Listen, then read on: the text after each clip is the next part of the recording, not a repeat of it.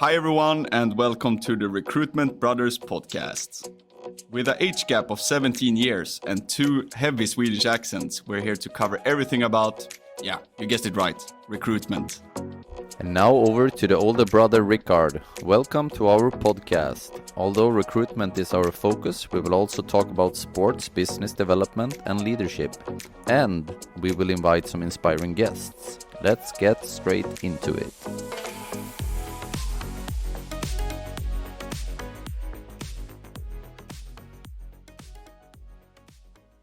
Hi and welcome everyone to the second episode now of the Recruitment Brothers podcast. Today's topic will be one that we actually briefly touched on in our first episode already, and probably something we will come back to a lot and refer to in future episodes as well. But it's the topic of sports and how that is connected to recruitment and business in general. You described also briefly in your introduction how you're not only leading a recruitment company, but you're also a head coach of the Norwegian national team in the winter sport called bandy.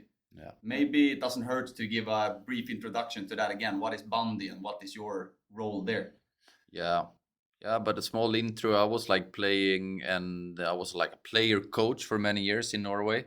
And when I quit playing, I kind of stopped and invested kind of all my time into the recruitment and building up this company. And then I was approached about the Federation of Norway to start train the national team, coach them, and that was like 4 years ago. Been like a very nice journey, I would say. It's super fun to really coach the 16 or 18 best players in the country and, take them out on like tournaments and playing World Cup, meeting USA, Hungary, Sweden, Finland, and many other nations. So that is cool. And to describe the sport, it's an ice sport. In Sweden, they play indoor. In Russia, they play indoor. And that is the two best nations. But it's like a field big as a football pitch. You play on ice with a ball and a stick instead of a puck.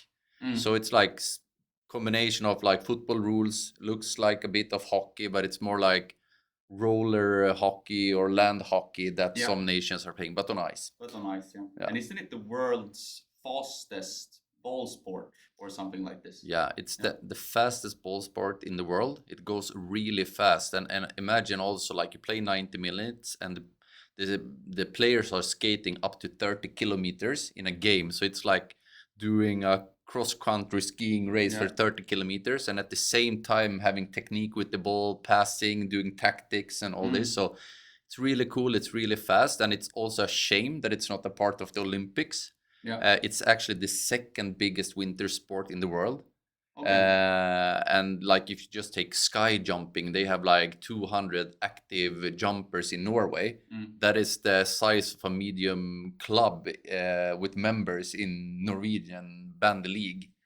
So it's crazy that we don't get more attention, but hopefully in the future. Yeah, maybe super producer Alicia can put in a small clip or a picture to get an idea of what the sport looks like. Having played it myself, I feel nostalgic when you tell about the style of the sport and so on. It's very nice. I also played it for many years. But how would you then say now that you have these two roles? You could almost say that you're the head coach of a recruitment company as well, or if you want to put it the other way around, CEO of the national team in bandy. Yeah. Both very, very performance driven, these organizations. But what are the most common similarities that you use, like in your leadership style when you coach the recruitment company and then the national team? Is there anything that you bring from one or the other? Yeah, I think like one thing that is very common is like the way you set things up from the beginning. It's like, okay, you create a vision, a mission, you create values within the team. What are the norms? The same as you do in a company. What is the 1 year, 3 year, 5 year goal? So you set like a plan, and that is very similar. And I think also like based on your skills, on the field, it's like same in maybe recruitment or in business in general. Like, okay, you have a striker, he's scoring goals. That is, for example, a seller that bring in deals to the company, salesperson. And then you have the midfield. That could be maybe like a business manager, that they are operative in the business. they're supporting the attacker, scoring some goal, doing some assist, but they are also supporting the defense. And the defense can be like the back office of like the company that they are like securing, invoicing, HR, payroll, and all those different tasks.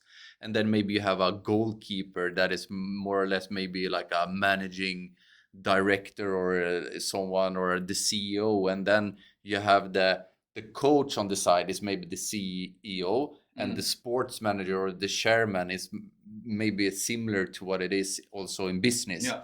So you have the whole structure, and super fun to see that. For myself, I started as a striker. I played on the midfield as operations manager. I have also been like now in defense and as a goalkeeper and supporting, but now maybe also stepping a bit to the side and, you know, coaching the team that is on the field. So it's very many similarities, and it's super cool. Yeah, no, I really like that similarity between how you build up that team on the field and how you do it in the company as well. What would you say then that our recruitment team, what sports team do we resemble today? Oof. Our company? Yeah. Oof. Yeah, but we are, maybe we are in Barcelona. So let's say Barcelona then. Barcelona. Yeah, that's the answer. yeah, but like young talent in the team. So we invest in young people, I would say, but young professionals, people with, you know, either experience of traveling and living abroad, and also maybe people with a degree in some areas of expertise, and then they meet up different cultures playing in together, like the same in Barcelona. And then you have some like, okay, maybe a oldie on top, like Lewandowski scoring goals, like still going strong. And Lamine Yamal, like a upcoming star with qualities in a young age, and super fun to see. And that it's also fast paced. Like they love to score goals, even if they have 5-0, they go for attack. And even if they play Inter Milan away, it's like more heading to a draw of 4-4 instead of playing 0-0. And yeah, that is super cool. And I feel that we try to push on the same attacking skills. Oh, absolutely. But what is your view on it then, working in this environment? Like, do you see the Barcelona similarities? Yeah, I can do it. Not only that we're based here, of course, but that we're built up of like also the best international talent in one team, one organization. So that's a big similarity. You could almost draw it to the comparison with dress code, because I remember that. Yeah, of course, there's a purpose behind the dress code and so on. And I remember that Hansi Flick, when he entered Barcelona as their new head coach, the current head coach of FC Barcelona, instead of the players walking around in their designer clothes and Gucci and Louis Vuitton clothes, he made a quick decision early that no, everyone should wear the sportswear, the team merch, and that's how it is. Doesn't matter if you're coming from the La Masia, you're a young up and coming star. You should dress the same as Lewandowski, who has been winning Champions League and so on before. So they kind of put everyone on the same level there to kind of build unity and discipline and so on, which was very cool to see. And you can kind of see it also now on the pitch, that everyone is fighting a little bit extra hard for each other, and you know, there's no one above the other. Even though you have these superstars in a team, everyone is almost on the same level when it comes to responsibility and hard work and so on. So that's another comparison I see as well. Yeah. No, but absolutely. And I think that is what I meant also. Like when you're building a team, you set the vision, the standards, the norms, the rules and everything, and the values. And that is what Hansi Flick was doing. He was putting in his expectations and values, and hopefully together with his management team and also together with the players, like what is the rules, how can we take the next step, okay, back to basic, maybe on what you said about dress code, that we're not going to a fashion show, we are going to play a game. And so on. But yeah, okay, but another question, you mentioned La Masia. You know, they are fostering like new superstars all the time here in Barcelona. The academy like brings 5 super good players every year to the squad, and they are like them becoming like top players in the world. How do you, being Swedish, seeing this now in Sweden with like a different maybe mindset? Yeah, Sweden is completely different. Yeah, it's completely different. Of course, like we now speaking about sports, we have started to develop a lot of academies and so on, very like putting it professional, and you can see that on the talent we generate as a country today with Alexander Isak, we have Victor Gyökeres, Rooney Bargi, who actually today was confirmed for FC Barcelona, funny enough. So we have a lot of good talent coming up, but I'm also a little bit afraid sometimes of the Swedish mentality, because it was not too long ago where they were like, I read an article and I don't know exactly what age there is the limit, but I think it's up until like 12 or 13 years Yeah, old, it is. where Yeah. you don't even count goals, which means until you're 13 or 12 years old, you cannot win a football game, you cannot lose a football game, you don't really play for competition. And I might see a little bit of a danger in that, like when it comes to how people are shaped, both in like normal life, but also like in business and recruitment and so on. Because like if you're 13 years old and you have not faced like losses and challenges and setbacks, how are you then gonna take your first real setback when you get to like, okay, you're not being elected for the university you want, or you don't get into that job that you want, or even as small as you get rejected on the phone when you try to cold call a potential prospect. I think the whole thing with sports, of course, there is the good things with sport. It's of course teamwork, discipline, organization, the things you mentioned, vision and mission. But I think when you're a young person, like what sports really does for you, that's good, is you learn how to lose. Yeah. And if you then stop counting goals, you remove that element. You're not learning how to lose. And I'm a bit afraid of what that might lead to for like the new generation, like not even my generation now, but like generation after me. How are they gonna take losses and face setbacks and so on? Like honest concern from my side. Yeah. So I hope they change that back. It's the nice. Swedish Football Association, for some reason, would listen to this. Please change it back.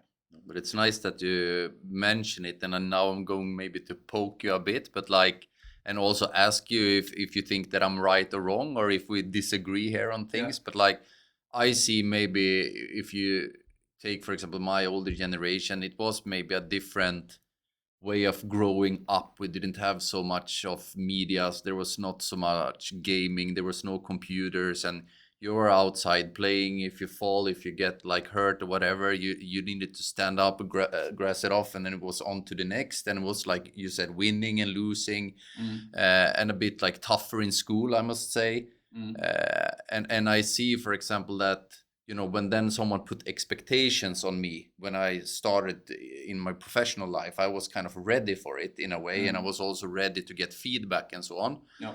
But I feel maybe sometimes today that, not only calling it the generation itself, but the world we are living in, you're like cuddling too much with people, and people get easily offended, or you talk about whataboutism, or and do you think, for example, that this is a trend, or do you understand what I mean? Do you see this as a problem? Because I can see the same in sports as well.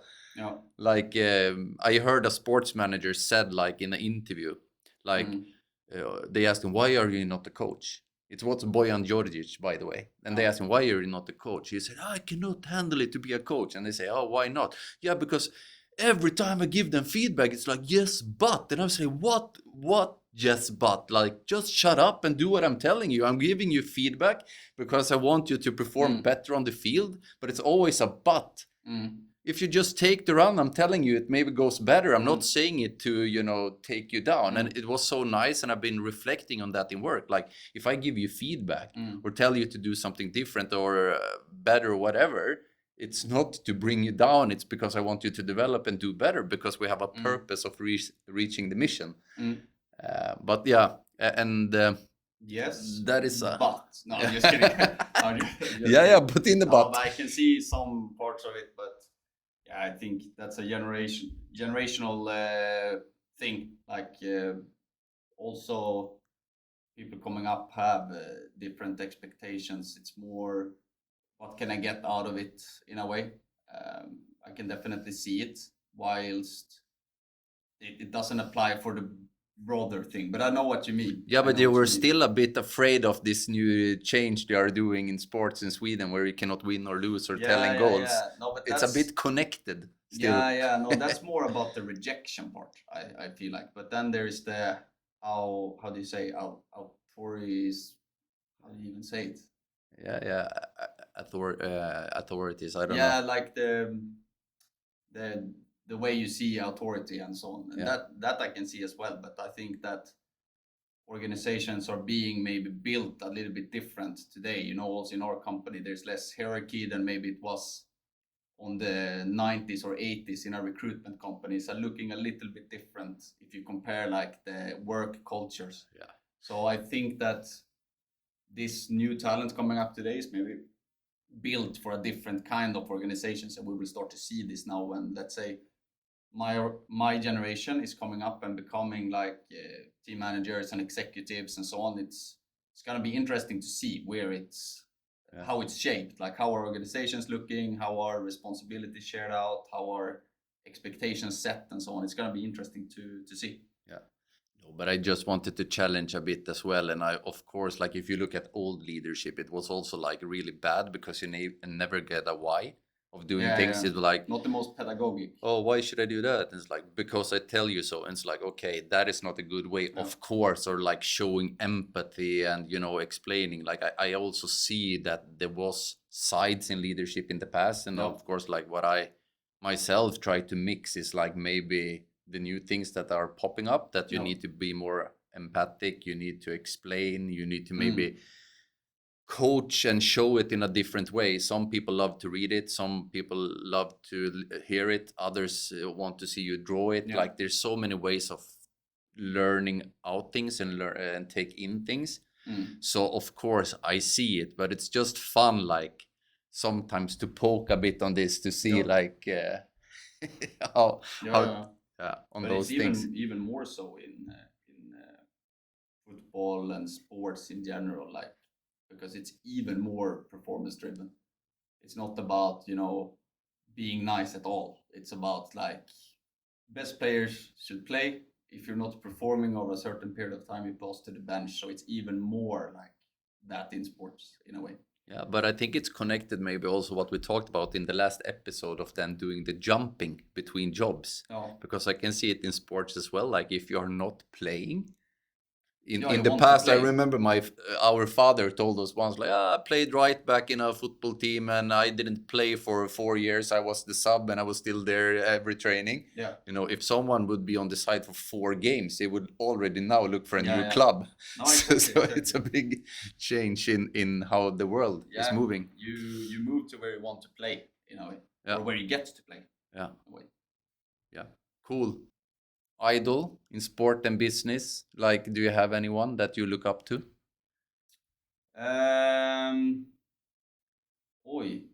In sports, I don't know if I have idols, but I have people I see traits in that I admire in a way, and it can be someone new popping up all the time that I get really impressed by. For example, Mondo Duplantis now in Sweden, just breaking world record after world record after world record, and just seeing how he's not done yet. He's not fulfilled with just another world record. He just wants to take it to the next level all the time. A very strong work ethic, training ethic, and does everything in like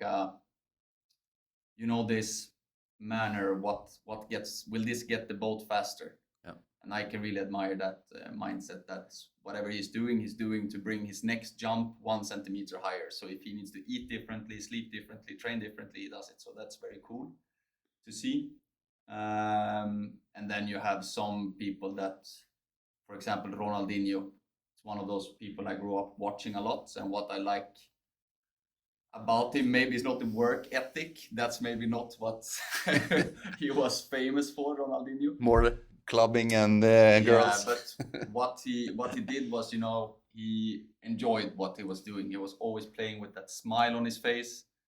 He loved what he was doing, and it was fun to see, or interesting to see how a player like Ronaldinho, when he played like the lower tier teams in the La Liga, for example. If he played against, I don't know, Girona or Espanyol, it was almost like you didn't see him. He was like a shadow of himself. But as soon as it was time for a Champions League game, an important El Clasico, or a game that meant something, that's when he performed. So he was really about like the showbiz kind of, and he really enjoyed what he do, and that you can do in work as well. Like it will become so much more easy. It's not maybe the right word, but it will be more fun, and you will have more energy out of it if you can enjoy what you do. And yeah, of course, maybe if you can't just ignore the small tasks like Ronaldinho sometimes ignore the small teams, but I admire that about him, the joy that he played with. Which sports person would be the best recruiter, you think? And why? The best sports person, to be the best recruiter. It would have to be someone with big like work ethic. So Ronaldinho, sorry, not in there. But at the same time, Ronaldinho had that charm and the people connection that you also need to it. Many followers on LinkedIn, maybe. Yeah, exactly. No, but someone who can also build a brand. So someone who can build a brand of themselves, good with people, high work ethic. Cristiano Ronaldo. Like I imagine. almost choked when you said that because he's not a favorite player of mine. But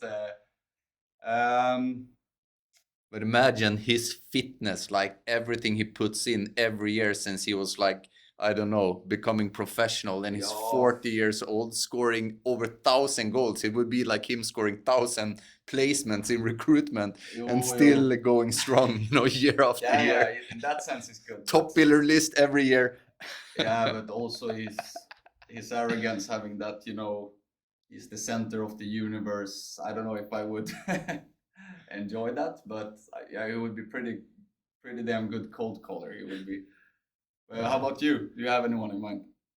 No, but I think like this is like maybe now again different generations, but like ice hockey player Peter Forsberg, Swedish guy as well, growing up like in the north part of Sweden in a town called Örnsköldsvik.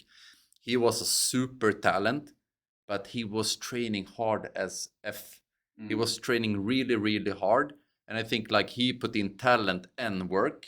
And he become like the first European player to be the most valuable player in the NHL in America. And he also like was scoring the most points in one season. And you know the thing, he was like good both ways. He could like win an offensive tackle, take the puck, pass it over, and someone scored the goal. But he could also do some dribbling skills and put it up in the net. And he could do shows like in the Olympics '94. He scored the final penalty against the keeper, like taking to the side and doing it with the one hand. Classic penalty. Yeah, so he was like one of a kind when it comes to like that. And I think he could, if he would use those skills in recruitment, he would be successful for sure, because he had a really strong head. And even if the Canadians was like cross-checking him in the neck and everything, he stood up and he took the next period, like going in hard. Resilient. Yeah. So really like him. Yeah. Well, but on that topic then, like you mentioned there, why we have described now what the kind of traits we look for, but if we would summarize it, like what would you say would be like the traits that makes a good sports person, but also makes a good businessman or a recruiter in our case? What would you say are some transferable skills that would make both sides succeed there? But I think again, like you need to have a long time perspective of everything you're doing. Yeah. So for example, and the same with sports, you need to do it over time. You cannot become the best in the world with investing 1 month of like training. You need to do it over years. And the same in recruitment, you need to invest time to learn all the loopholes and like where you can get quick wins and maybe where you need to invest more, and like what is a red flag and not, and how do you talk with different people in different way, different cultures. And I think the same in sports, and also always willing to learn and adapting and changing things as well. I think that was like, okay, we mentioned Ronaldo, it's maybe not your favorite, but take say Zlatan then, for example, also Swedish. That's better. Yeah, we are Swedes, so of course we take a lot of Swedish comparisons here, but like, again, he was also like, when he was young, he was like very athletic, he was dribbling, he was fast, he was like always playing with a smile, similar to Ronaldinho, and having fun, a bit arrogant. But the older he got, like, he always adapt. Like, then he started to become more like a in the penalty area goal scorer in Fox his in the box. Fox in the box in his last year, and he actually developed his heading skills, so he scored more goals with his head instead of his feet, and he kind of developed for each year, and he was so strong, always like the best fitness. Even if he was 40 years old, he was better trained than the ones that was 20, 25. Yeah. They said about him as well, he was early to the training, he was very like focused about his how he was eating, stretching, like, so all that kind of. Remember when he got injured in Manchester United, you know, when he twisted his knee or something like this, and he recovered so fast from the injury that the doctors thought it was a miracle. They're like, we've never seen this before. How can you, 37, 38 years old, recover from torn ACL in like 9 months or something like this? So, yeah, and I think it's connected again to a recruiter, like the same characteristics. And also be a bit goal orientated, but you can be it in different ways. I see differences. This is like the why and the empathic part of being a coach today. But like, okay, say that you and me have the same goal. We are going to climb Mount Everest. You look at the mountains like, yeah, I'm going to climb up there, and you just start like you are really motivated. There is nothing stopping you. You don't see any hinders on the way. And me, I look at the mountain and it's like, ooh, it's high. How will I get there? It's scary. But for me, it's maybe then to look at level 1, level 2, level 3, level 4 of the climbing, and just focus on the first climb first, while you are just focusing on the main goal. And I think there is then different ways to get there. But it's also then how you overcome challenges. For example, say that it starts to snow and you need to stay in the tent. Okay, have you packed extra food? Can you walk extra the next day? Like, finding solutions as well in recruitment and in business. Like, what is the solution? How do I adapt to the situation instead of like blaming, finding excuses, or like giving up? So, okay, in the end, I come to Mount Everest. There was some stops on the road. I took it step by step, and I went and I entered, and I have the same feeling of mastering it as you, that just jumped into it enthusiastic, but maybe had some hits on the run and needed to, you know, do adjustments and so on. So yeah, different ways of reaching the goal, but strong head. Absolutely. Okay, another thing I'm a bit curious about, Martin, if you look into recruitment and we talk about, like, say, preparations. It's the same like in sport. You maybe prepare yourself for a training or a game. How do you prepare yourself for a work day, work week, work month in recruitment? No, but I prepare daily, I would say. I always try to come in early. I try to have a very clear focus of my day, not to go into too much details, but I've blocked my calendar for a certain task where I kind of lock in. I'm very much a believer of what you call like focused work or deep focus work, where you just block off things, you put yourself on do not disturb, and you try to get the tasks done. Because like if you get one disruption during your work, it will take I think it is 40 minutes, they say, to get back into that same flow and focus that you have. So I try to always box my schedule as much as possible, but at the same time, being a manager, being adaptive, I need to keep some flexibility in my schedule to be able to jump between things and so on.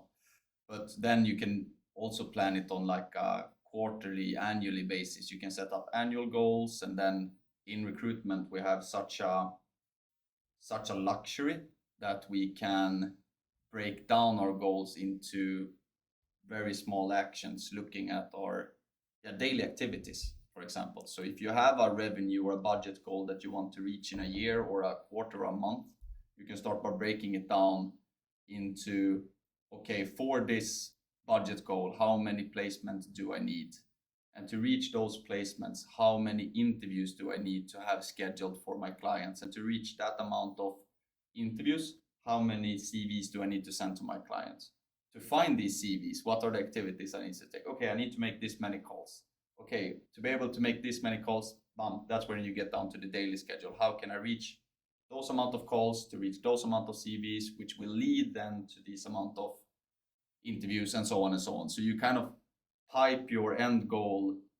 That's how. So the end goal can be Mount Everest then, and then all the activities to enter. Yeah, the yearly budget. Yeah, that's always how I do with my own goal setting as well. I set the end goal, and instead of starting down here, I start, okay, but in order to reach that, what do I need to have? And then in order to reach that, what do I need to have? So that's kind of how I break it down. So I have certain like yearly and quarterly goals now that I want to reach, and I almost see it also then similar to sports. Like if you are a striker in football, for example, maybe you want to win the golden boot, or at least you want to become the top scorer in the league. And that's very much relatable to recruitment as well, how you can put up targets for yourself to keep yourself motivated. Yeah. And yourself, any specific things you do to come prepared for work? No, but I think, and it's not only because I'm the owner or the founder of something, but I have always been like, I love to prepare things. So I don't mind, for example, being one step ahead and prepare something on a Sunday, so I'm ready to go on a Monday morning, for example. And I also like to finalize things. So even if it's 5:15 and the workday is over, I like to finalize it so I can like end the books and start on a clean sheet the day after. And that have always been one of my skills, I think. And I also see the work as like, it's not a hobby, but it's a part of my life. I want the work to be an important part of my life. So I also reflect on my work outside of work, for example, so I can figure out like, what can I do better? It can be something that is connected to, I don't know, sleeping, food, what I eat, how much I train and whatever. But it can also be connected to certain things I'm doing during the day or the week, or how I was communicating, or what kind of email I should send, or how I should approach situations. So that is one part, but it's the same thing I can reflect on my life. Where do I want to live? Where do I want to spend my time? Where am I going on a holiday? What is the next step in, I don't know, the relationship with my girlfriend? Like, the many things are connected, but I don't want to put work and life against each other. I want them to be combined, and don't feel that, I want to balance it in a good way, but I want to more have it in harmony. I don't like the word work-life balance. I like work-life harmony, when you find a harmony of what you are doing and seeing your life as one, and not putting things against each other. But don't you think that, sorry for interrupting, but it's similar to like how at least most footballers, then you have some expectations that just confirms the rule. But I guess that's also how most footballers see. They don't see that playing football is a job for them. It's something that they, mix in, take into consideration. If, of course, that will affect their weekend. They can't go out and drink themselves until 5 a.m. in the mornings, because it will affect the training. But the same a bit for work, and that is something I don't understand sometimes. Like, and this is me. This is like, now again, it's my personal feeling about things. But for example, say that you are late to work. Like every day you are late, kind of, and like, but we have flexi time. Yeah, I understand it, but say that you have a spinning lesson. You cannot just jump in 7 minutes late into the spinning lessons. Like, you need to be there 5-10 minutes before, put on your training shoes, be ready on the cycle, put your water bottle there, and then the spinning coach start the session. And that is what I don't understand, that then being like an elephant in the room, walking in late, jumping on the bicycle, everyone looks at you, you're stressed, I'm sorry, and then you need to start. So like, instead of like being one step ahead and like, be prepared for the things that you are doing in life. And it's not only work, but like sports as well. Imagine me being a coach in bandy, I arrive when the training starts, so I have not prepped any training material or what exercises, nothing. I'm just meeting up. Hello guys, and I'm sharing out the training shirts when the training start, and what are we doing today? Let's see. Like that is not going to work. And the same, like for example at work as well. Yeah, but I need to prepare. So when I arrive to work, like, okay, what is the plan for today? Which clients are we approaching? What technique skills are we going to put in here to get success of our work day? And it makes everything more fun. And in this case, it's my responsibility because I'm the head coach of the team. So I need to put that in. If not, someone else should take my job. And same with sports. And I think a sports manager today, you are under big pressure. And if the fans is saying on social media like, let Rickard go, then the board is maybe like, yeah, we need some changes. Or if two players in the dressing room are not happy, maybe, oh shit, it's something going on here, and how do we fix it? So of course it's a challenging position to be in as well. And I understand it, especially also if you're a young leader without experience, for example. It's the same for a young coach. I saw a coach in Degerfors in Sweden, again, like William Lundin, 32 years old. He was sacked the other day, and Degerfors have not sacked a coach ever, and the sports manager have not sacked anyone during his time in the club for 17 years, and this was the first time. Because some players in the squad didn't like the preseason training, so they complained and said that he was losing the dressing room. And imagine that kind of pressure that comes in on one person. And imagine if we had a fan base in recruitment to keep happy as well. So it doesn't matter how much money we bring in. If we don't do it in style, they want us to go. Yeah, no, but now I'm digging a bit deeper. But like, I'm not saying that the coach was right or wrong. I'm not saying that the club was right or wrong, or the players. Like, I'm not the one to judge. There are things going on in the background, but just saying that you are under pressure. And people want you also to be available today, like the media, like, okay, Rickard always needs to step up there, smile on his face, giving good interview, press conferences, and the same time going into the dressing room and being an empathic leader for 20 people, and then bringing in that joy again on Monday morning when it's a new training and a new week. And I can see that the same in business, and how managers and recruitment manager, whatever, also need to run it, and it's not easy. No. Definitely not. But of course, if there is more... If you wanted to take a break then, let's say you want to go 6 months, you want to go to Thailand, and you need a proper coach to step in and be a substitute while you're gone, and you need to pick someone from the football world, who would it be? Yeah, like I was going to say Mourinho, but no Mourinho, too arrogant. He could be nice for some short term, but like, no, not Mourinho. But I think maybe like a coach like, but say Hansi Flick. Because for some reason, it seems that he's good with young players. I see that he's a bit old school, like a bit German style in leadership and old school, and he have his norms and rules. But that somehow he also release the beast, like he letting the players go out and also do what they are doing best. And he like... letting them, really play on their best performance and on their own skills. And I think that combination is something that, sparkles a bit extra in me. So Hansi, next January, if I'm leaving, you are welcome to take over, okay? Good, loan deal. Yeah. Brilliant. But if you look at coaches then, do you have any favorite coach? We talked about players, but what about coach?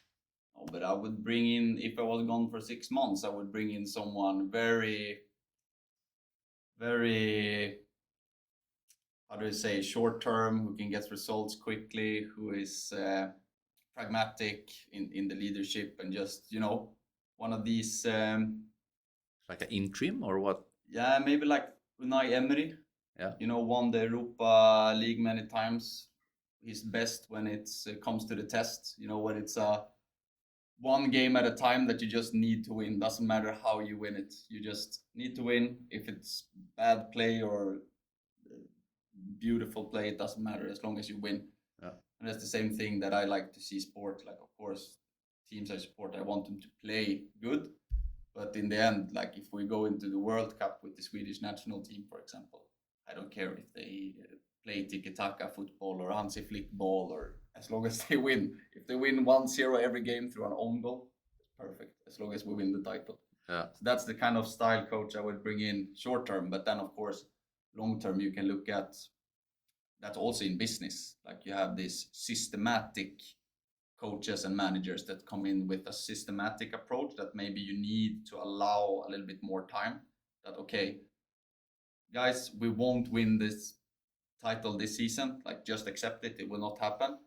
But you have the trust and faith in the process that the system will be built up. And you can see that with some coaches also. Like, you could take Mikel Arteta. Now he's not won anything, but it didn't look good at all in the beginning. But now he's got them to work with his guys. He's got them to bring in the player that he wants and built up this system to kind of reach further. Maybe top 3-4 teams in the world at the moment, 5 at least. It would actually be interesting to maybe have us guests from the sports world one day in the podcast, either like a coach, maybe a, I don't know, football scout that can tell us how they do recruitment in football, because they also do recruitment there, how they look at data and how they approach. Do they headhunt people, or how does it work? We have limited knowledge. That would be interesting. Yeah. No, but that is also the goal maybe for a future episode. Like we have said, we want to have guests. So if someone is hungry to join this podcast, or if you have any ideas of who could be a good fit, please reach out. We have also decided to not drag those episodes too long. Yeah. So it's actually time to ramp up. Is there something you want to say before we... No, not at the moment. I think it was nice to speak a little bit about football. There is a break in the international leagues now, so it felt good to have a conversation around sports. Yeah. Felt good for the abstinence of sports. So yeah, it was nice. Yeah. But yeah, thank you guys for this episode. Thank you for sticking along. We will release the next episode in 2 weeks' time. Approximately. And for you, Rickard, you're catching the flight here soon back to Oslo. Absolutely. So, yeah. Hasta la vista. Ciao.